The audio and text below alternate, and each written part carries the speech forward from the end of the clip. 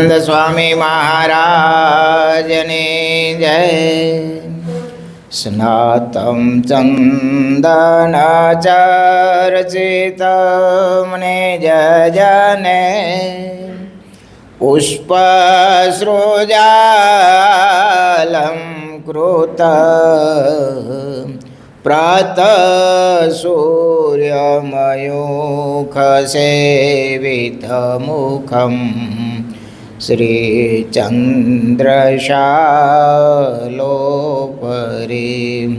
कृत्वा रोटकमेकपाणितलखे भङ्क्त्वा नस्तेन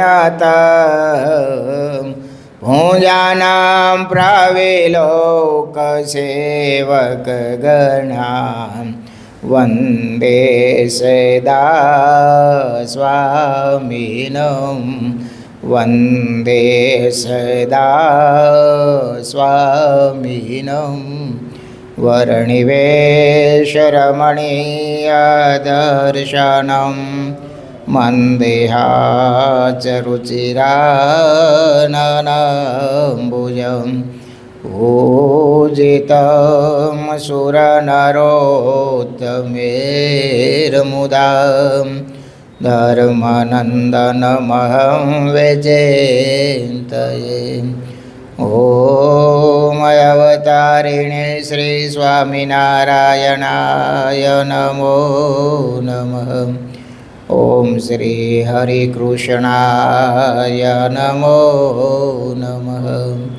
ओम श्री पूर्ण पुरुषोत्तमाय नमो नमः। सहजानंद स्वामी महाराज ने जय। हरे कृष्ण महाराज ने जय। स्वामी नारायण भगवान ने जय। विक्रम संवत 2080 તારીખ 6/5/2024 ચૈત્ર વૈદ 13 સોમવાર સદગુરુ નિષ્કાળ સ્વામી રચિત નિષ્કાંત કાવ્યમાં પુરુષોત્તમ પ્રકાશ પ્રકાર કેટલામાં આવ્યા? છઠ્ઠો ચાલુ છે ને?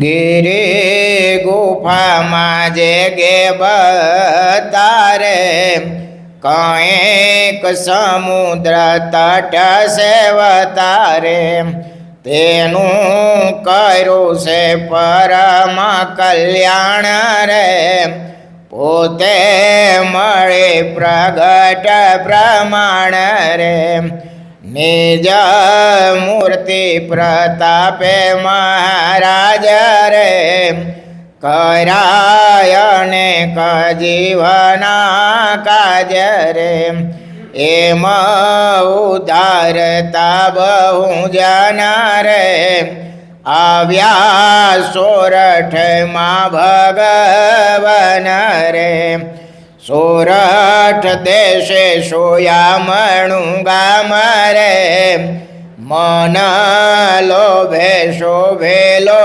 જનામ રે ત્યાં બેલો આવી રહ્યા રે કરે બહુ જીવ પર દયા રે એમ પધાર્યા પ્રાણનાથ રે પછી સંભાર્યો મુક્ત સાથ રે કરે સુરતને જોયા સંભારે રે મુનિ મુક્ત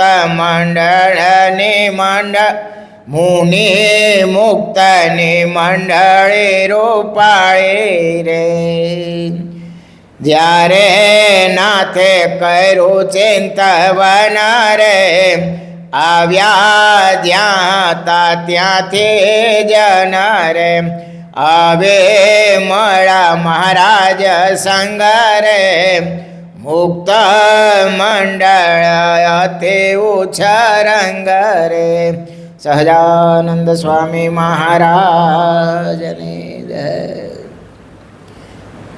સદગુરુ નિષ્કાળ સ્વામી મહારાજનું પ્રાગટ્ય થયું. પછી મહારાજે વન વિચરણ કર્યું, બહુ ટૂંકમાં હો, એક એક લીટીમાં બહુ સ્વામી ગાય ઘા સીધા વન વિચરણ કરીને અનેકનું કલ્યાણ કરીને સીધા ક્યાં પગાડ્યા? સોરઠમાં લોજમાં એને મુક્તાન સાહેબ મળ્યા. અને ઠેક ઠેકાણી જે બદ્રિકાશ્રમમાં જે દુર્વાસાનો શ્રાપ થયો હતો અને ઋષિમુનિએ જે અવતાર ધારણ કર્યા હતા ભૂમંડળમાં, એ બધા ખેંચાઈને પાછા ક્યાં ભેગા થયા? લોજમાં આવ્યા, મહારાજ પાસે આવ્યા. કેટલી શોર્ટકટમાં યાત્રા કરાવી બોલો. મહારાજ લોજમાં આવ્યા પહેલાં માંગરો ડોસાની વાવ છે ત્યાં બિરાજમાન થયા હતા.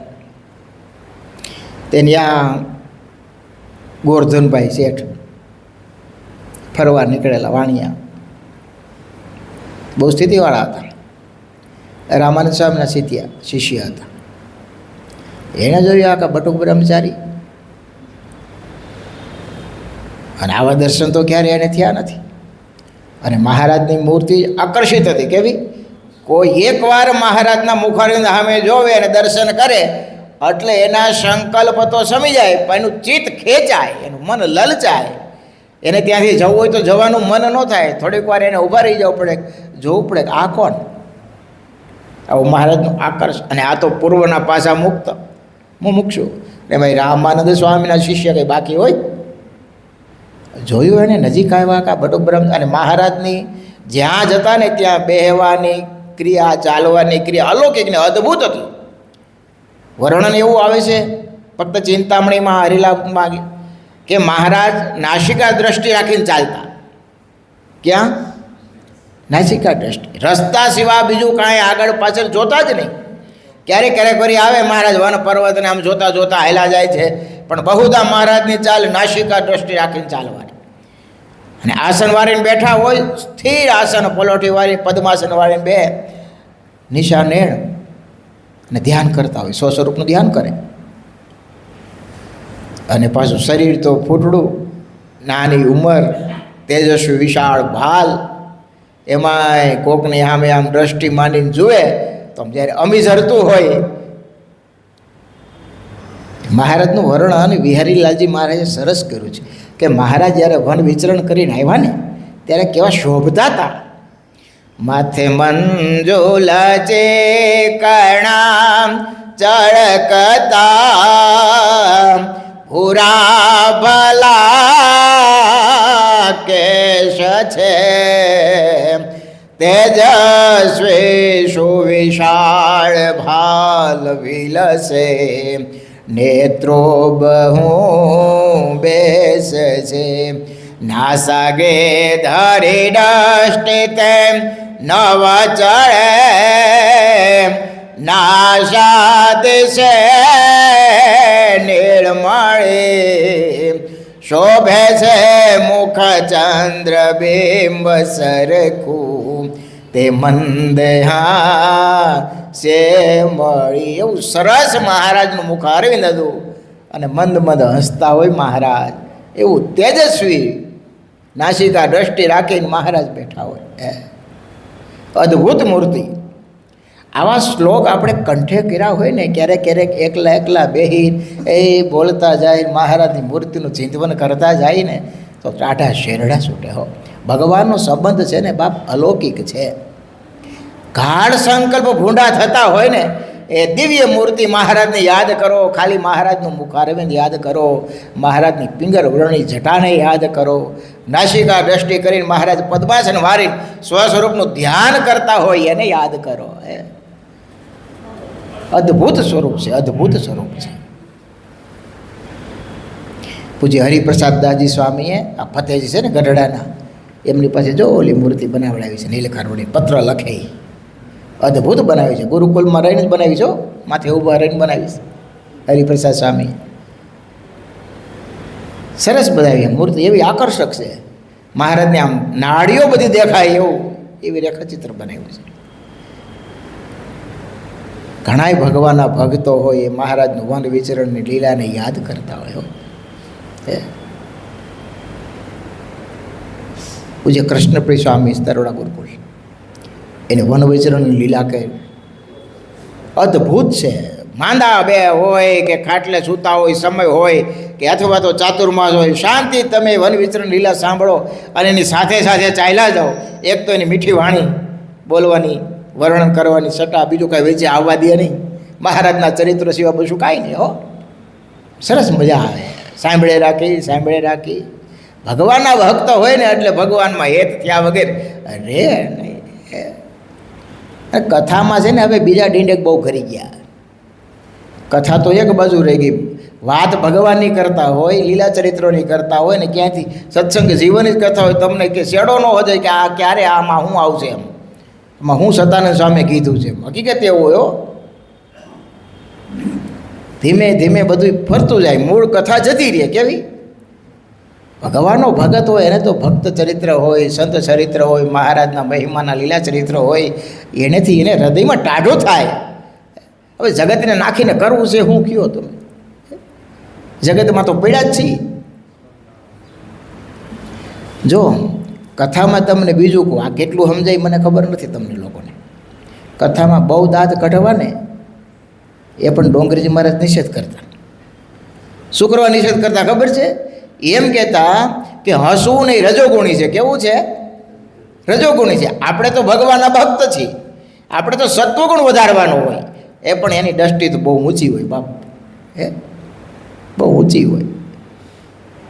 પણ આ બધું અઘરું હોય છે. ભક્ત હૃદય હોય ને એને તો એ શાંતિથી મહારાજના લીલા ચરિત્રો હોય, મહારાજની લીલાઓ હોય, ભક્ત જીવનના ચરિત્રો હોય, સંત જીવનના ચરિત્રો હોય, એમાં સેજે સેજે મહારાજનો સંબંધ વણાયેલો હોય. ભગવાનનો મહિમા સેજે સેજે આવે અને ચરિત્ર એવાના જ ગાવાના હોય. લખપતિના તો દ્રષ્ટાંત એટલા માટે દેવાનું કે આ લોકના લોકો થોડાક રાજી થાય એટલા માટે. બાકી એને કંઈ ભગવાને હાંધો હોય તમને લાગે છે? કાંઈ હોતો નથી. આ લોકોને આ તો ક્યારેક ક્યારેક કોઈ જોયું એટલે એવું મીઠું આપી દે એમ. બાકી હકીકત ડોંગરેજી મહારાજની કથા ક્યારેક સાંભળી લેજો, સાંભળવા જેવી છે. એનું ભાગવત તમે ક્યારેક વાંચો ને, ડોંગરેજી મહારાજનું ભાગવતો, તો એમાંથી તમને એક જ દોરો હાલ્યો આવે, ભજન કરો, ભજન કરો, સ્મરણ કરો, સ્મરણ કરો. કારણ કે એને પોતે કર્યું છે. તમે કલ્પના તો કરો, એ ગ્રહસ્થ હતા, કોઈ દી પૈસાનો વ્યવહાર એને કર્યો નથી, છાપું વાંચ્યું નથી.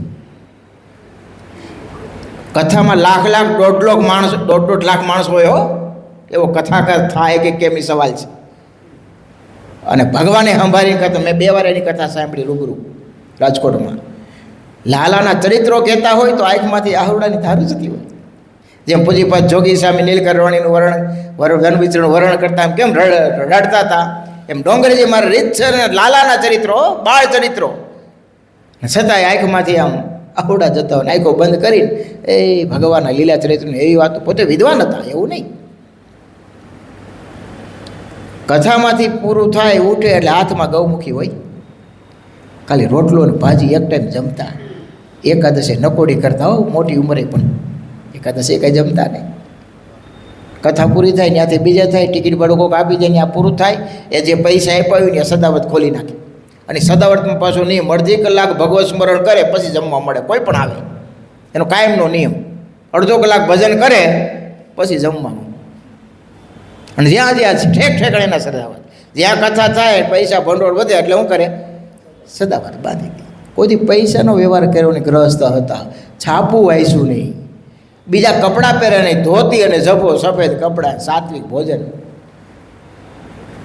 આવા કથાકાર થવા બહુ મુશ્કેલ છે હો. દર્શન કરો ને તો આમ ટાઢા શેરડા પડે. ગુરુકુલ ઘણીવાર આવતા, પછી જોગી સાહેબમાં બેસતા, ઘણીવાર બેસી જતા હો. આવીને એકાદશી હતી, સાંજે આવ્યા સભામાં, વિદ્યાર્થીની સભામાં ઘનશ્યામ મહારાજનું પૂજન કર્યું.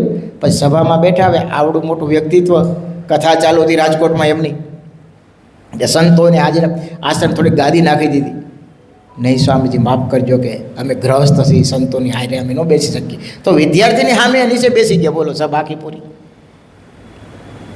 એવા પાસે નિર્માની ભક્ત હૃદય જે બેઠા હોય ને, આમ જોગી સાહેબને જેમ નીચે રાખી ભગવાનની મૂર્તિનું ધ્યાન જ કરતો હોય, આંખમાં ગૌમુખી માળા ફેરવે. કોઈ દી આમ આગા પાછું આમ તરહા બાંગું કંઈ જોવાનું નહીં હો. અરે કથામાં માયકને બંધ થઈ જાય, લાટ વહી જાય તો કોઈ દી કાંઈ નહીં, એમનું કથા કીધે રાખે. આખું બંધ કરી મહારાજ તોય 1.5 લાખ માણસો એના જીવનને લઈને આવતા હો. વિદ્વાન તો હતા જ, જીવન એવું હતું. એ ક્યારેક એની કથા મળે તો છેલ્લે છેલ્લે કરીશ, બાકી રેકોર્ડિંગ કરવા ન દેતા. એ છેલ્લે છેલ્લે કોઈ વળી કરી લીધું, સાંભળજો, સાંભળવા જેવી હોય છે. એક રામસુખ સ્વામી હતા ગીતા પ્રેસવાળા, ઋષિકેશ. તમે કોઈ શિબિરમાં, આપણે જોગી સ્વામી વખતે એ શિબિરમાં 95 વર્ષની ઉંમરને કથા કરતા વ્હીલચેરમાં બેઠા બેઠા બોલો. અને એણે વિલ કર્યું જાતા પહેલાં કે મારી ચંપલથી માંડીને લુગડું લતું કોઈ પણ ચીજ વસ્તુ મારા ઉપયોગમાં આવેલી હોય એ મહેરબાની કરીને કોઈને સંગ્રહ કરવો ને રાખવો ને, જો રાખશો તો ગુરુદ્રોહી ગણાશો. અને મારો અગ્નિ સંસ્કાર ગંગાને કાંઠે જ્યાં રાખે ન મળે ત્યાં કરવું, એવું વિલ એને કરી દીધો. મારો ફોટો કે મારો પૂજાઓ મનાવો કે મારી કોઈ વસ્તુ પાછળથી કોઈ રાખશો નહીં. અગાઉ વિલ કરી નાખ્યું હતું. ભાઈઓ ભાઈની સભાઈ સુધી રાખતા. અમે છેલ્લે ગ્યાથી મળ્યા હતા, 95 વર્ષની ઉંમરે કથા કેવી કરે જો ખરા હતા. અમુક ભક્ત હૃદય હોય ને એ આપણે કલ્પના ન હોય. અને એવા ભક્ત હૃદયને લઈને જ આ પૃથ્વી ટેકી છે બાપ. આ કંઈ કરોડો માણસો છે એટલે ટેકી છે એવું નથી હો. એવા ભગવાનના એકાંતિક ભક્તોને લઈને જ આ પૃથ્વી ટેકી છે, બાકી રે નહીં. એવા કોઈક સંત ફરતા મળી જાય ને અને જીવ જોડાઈ જાય ને તો કામથી. આપણે તો એ શીખવાનું છે કે એને ભગવાન પ્રત્યે લગાવ કેવો છે. આવા પુરુષોત્તમ નારાયણની આપણે ઓળખાણ થઈ. તમે એક એક હરિભક્તોના સ્થિતિવાળા તો જુઓ કેવા ભક્તો બધા થઈ ગયા. સંપ્રદાયના ઇતિહાસ ક્યારેક વાંચો, ગોરધનભાઈ, પરોતભાઈ, જીણાભાઈ, એક એકથી એક ચડિયા હતા બધા. એક મહારાજ ખાલી કાગળ લખે અને રાજ દરબાર, ઘર બાર, કુટુંબ પરિવાર છોડી અને જ્યાં હોય ત્યાંથી નીકળી જવાનું. ઘરે ભલામણ કરવાય પણ નહીં રહેવાનું. વિચાર તો કરો એ મૂર્તિનું આકર્ષણ કેવું હોય છે. અમે પધરામણી આવીને તમારી ઘરે એટલે તમે કહો તો ખરા સ્વામી આ મહારાજની તમારી બધાની કૃપા, આ બધું તમારું છે, આમાં અમારું કાંઈ નથી. લગભગ આ બધા લગભગ કહેતા હોય, પણ એમ તરત કહી કોક એમ કે હવે તો અમારું છે, તમે નીકળી જાઓ, અમે રોકાઈ જાઓ તો કેવું લાગે? હે ના, એ તો એમ કે સ્વામી અમારી એકલાનું નથી, અમારું કુટુંબ પરિવાર હારે રહીશ અને બધાને અમે નક્કી કરવું, પરિયાણ કરવું પડે. કેવું પરિયાણ કરવું પડે? આ તો એક વચને ગ્રહ સંસારમાં રહેતા હતા છતાંય મહારાજે ચિઠ્ઠી લખી, ખાલી કાગળ જ લખો, રૂબરૂ મળ્યા નથી. ઘર બાર છોડીને અને જ્યાં હોય ત્યાંથી તત્કાળ નીકળી જાય. અને પાછું નીકળી જવાનું કેમ? કુંભારને ત્યાંથી ઘેરું લઈને કપડાં રંગીને જેતલપુરમાં ભાઈ રામદાસને મળી કાશીની યાત્રા કરી, પછી ભુજમાં આવીને અમને મળો. લ્યો આ વિચાર તો કરો, એ વખતે ચાલતા જવાનું અને ઠેઠ કાશી નજીક પડી અને સદાય નીકળી ગયા છે. વિચાર તો કરો. માજા સુરા સોમલા અલૈયા મોરુ નાજા માતરા મામૈયા લાધા કાળા જીવા વીરદાસ વળી. વિચાર તો કરો. 18 પરમહંસ નીકળી ગયા. આ બહુ અઘરું નથી. અઘરું એના કરતાં હું એમ કહું છું કે મહારાજના વચનમાં એને વિશ્વાસ કેવો હોય છે, એ મૂર્તિમાં એને આકર્ષણ કેવું થયું છે, હેત કેવું હોય છે, એ વિચારવાનું છે. એનું સ્મરણ આપણે કરીએ છીએ. તો વાત એ કરતો હતો કે લોજની વાવ ઉપર આવીને, ડોસાની વાવ કહેવાય છે, ત્યાં મહારાજ બિરાજમાન છે. સાંજનો સમય છે. એ ગોવર્ધન શેઠ ફરતા ત્યાંથી નીકળ્યા છે. માંગરોળમાં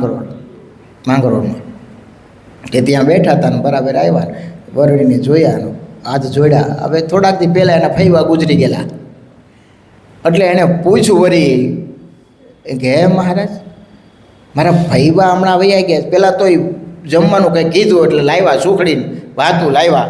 એટલે મહારાજ કે આ તાજી સુખડી? તો કે અમારા ફૈવાનું કાર જ હતું. એટલે એણે પૂછ્યું કે આ કોઈક સિદ્ધ લાગે છે, એટલે એને જરાક પૂછી લઉં કે અમારા ફૈબાની કેવી ગતિ થઈ છે. તો મહારાજને ક્યાં વળે કે તારા ફૈબા ગયા નરકમાં.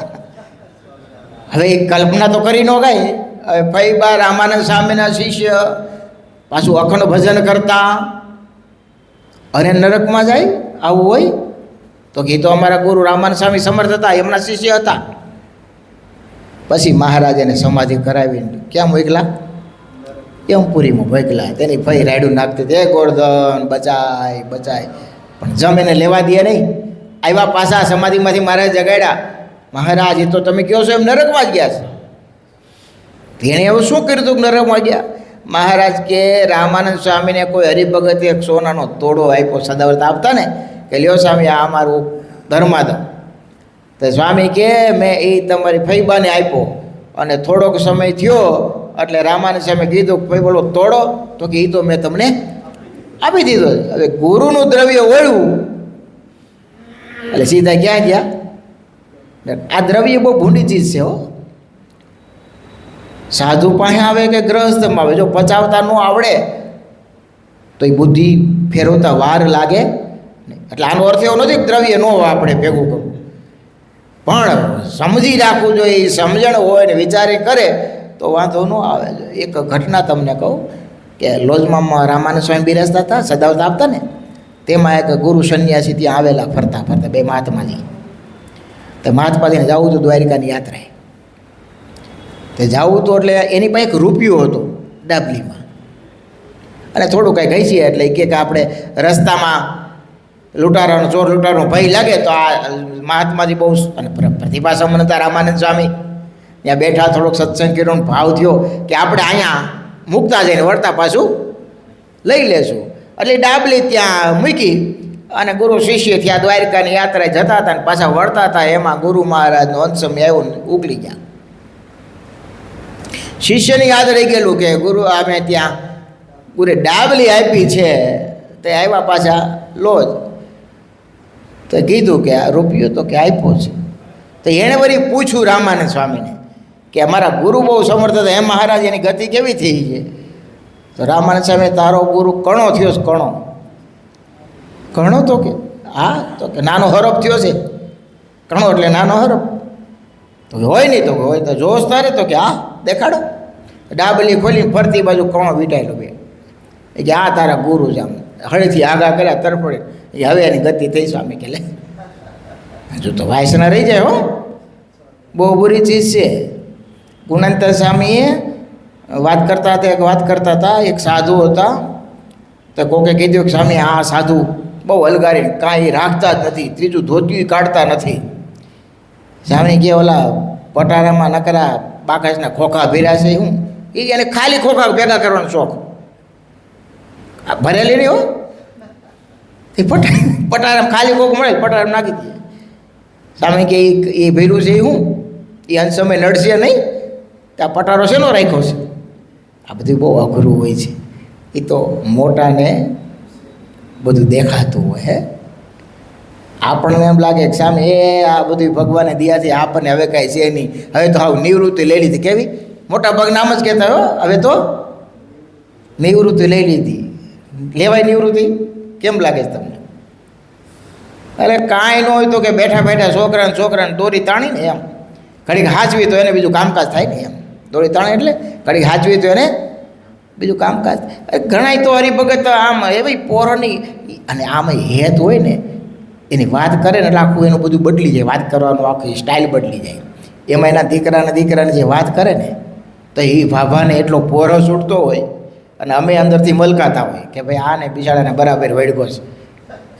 કારણ કે એટલું બધું હેત હોય. હેત એટલું એ કે સ્વામી આ મારા દીકરાનો દીકરો હાવ નાનો છે, સવારે પૂજા કરું ને તો આવે સીધી મૂર્તિ લઈને ખોળા મૂકી દે. અને કાંઈ કે હાકર ધરી હોય ને તો એ તરત આમ લઈને આમ કરે, કાંઈ કે અહીંથી હાકર ધરાવે, કાંઈ આમ કરે, કાંઈ આમ બાજુમાં રહે ને માળા કરવા બેસી જાય.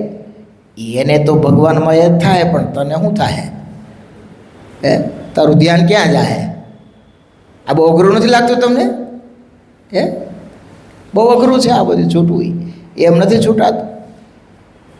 ભગવાન સિવાય કાંઈ ન સાંભળે, ભગવાન સિવાય બીજું કોણ થઈ જાય, ભગવાન સિવાય ક્યાંય બીજે સુખ મનાય નહીં, તો ભગવાનની મૂર્તિનું સુખ આવે ને તો ભગવાનમાં હેત થાય.